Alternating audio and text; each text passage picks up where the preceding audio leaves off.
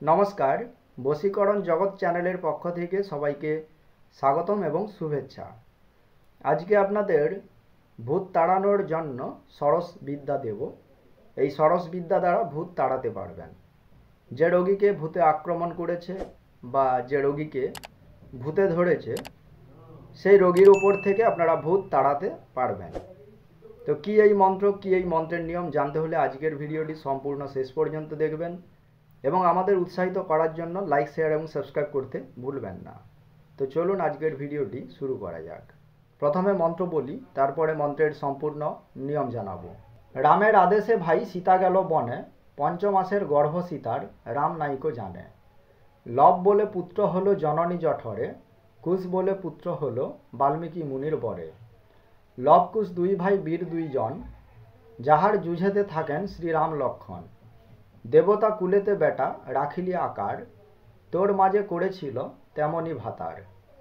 আঘুর দেবতাগণ মোড়ে দেয় ঘটা, তেকানে বলি পাঁচু গা বুড়িয়া বেটা। বেটের কেস ধরিয়া মারম ঝেঁটা, পিঠ করম পাড়, ছাড় রে চুয়েলা পাঁচু, হুকুম আল্লাহ তোকে দোহাই খোদা, পাঁচু ছাড় এইবার। মন্ত্র বুঝিবার স্বার্থে আমি আবারও বলে দিচ্ছি। রামের আদেশে ভাই সীতা গেল বনে, পঞ্চমাসের গর্ভ সীতার রাম নাইকো জানে। লব বলে পুত্র হলো জননী জঠরে, কুশ বলে পুত্র হলো বাল্মীকি মুনির বরে। লব কুশ দুই ভাই বীর দুইজন, যাহার যুঝেতে থাকেন শ্রীরাম লক্ষণ। দেবতা কুলেতে বেটা রাখিলি আকার, তোর মাঝে করেছিল তেমনি ভাতার। আঘুর দেবতাগণ মোড়ে দেয় ঘটা, তেকানে বলি পাঁচু গা বুড়িয়া বেটা। বেটের কেস ধরিয়া মারম ঝেঁটা, পিঠ করম পাড়, ছাড় রে চুয়েলা পাঁচু, হুকুম আল্লাহ তোকে দোহাই খোদা, পাঁচু ছাড় এইবার। মন্ত্র পাঠ করে শোনালাম এবং আপনারা ভিডিও স্ক্রিনে দেখলেন। তো চলুন এখন এই মন্ত্রের নিয়ম বলি। যে ব্যক্তিকে ভূতে ধরেছে তার কিছু সিমটমস দেখে বোঝা যায় তাকে ভূতে ধরেছে কিনা, আর গণনার মাধ্যমে জানা যায় তাকে ভূতে ধরেছে কিনা। তো যদি কোনো ব্যক্তিকে ভূতে ধরে তার ওপর থেকে ভূত তাড়ানোর জন্য আজকে আমি যে মন্ত্রটি আপনাদের দিলাম, এই মন্ত্র দ্বারা তাকে ঝাড়ফুঁক করতে হবে এবং জল পড়া দিতে হবে। তো যখন কোনো ব্যক্তিকে ভূতে ধরবে তখন আপনি আজকে আমি ভিডিওতে যে মন্ত্রটি দিলাম এই মন্ত্রটি 9 বার বলে 3টি ফুঁ দেবেন। মন্ত্র একবার বলবেন, আবার বলবেন, আবার বলবেন, মানে পরপর 3 বার বলবেন, একবার ফুঁ দেবেন ওই রোগীর মাথায়। আবার মন্ত্র একবার, 2 বার, 3 বার পাঠ করবেন, আবার একবার রোগীর মাথায় ফুঁ দেবেন।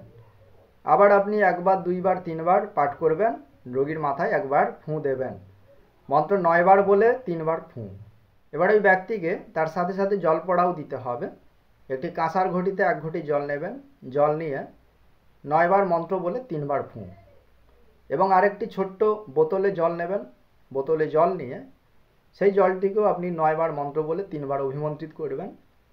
এই বোতলের জলটি রোগী সকালে খালি পেটে এবং বিকেলে খালি পেটে পরপর 3 দিন সেবন করবে। এবং এই যে কাঁসার ঘটিতে জল নিয়েছেন এই অভিমন্ত্রিত করা জল দিয়ে পরপর 3 দিন তার মাথা চাপড়ে দিতে হবে। মানে এইভাবে যে জল ঢেলে মাথা চাপড়ে দেওয়া হয়, এইভাবে জল দিয়ে মাথা চাপড়ে দিতে হবে।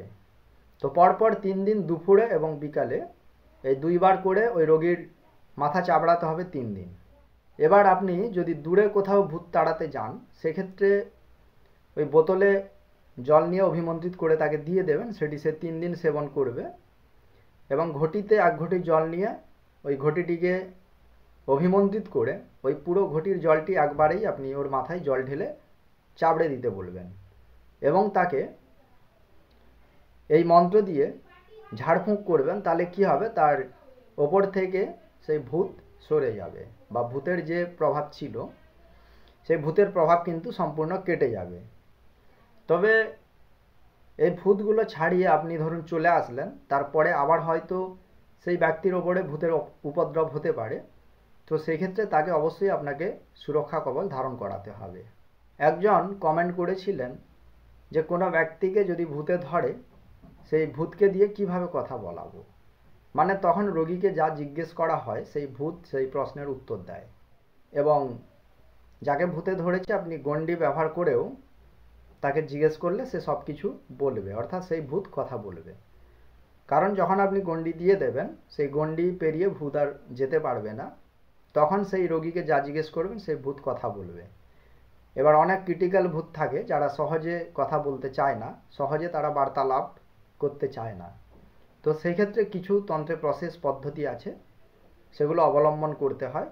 তাহলে কি হয়, ভূতের খুব কষ্ট হয়, তখন কিন্তু সে ভূত সব কিছু গড়গড় করে আপনাকে বলে দেবে। সবাই ভালো থাকবেন, ধন্যবাদ।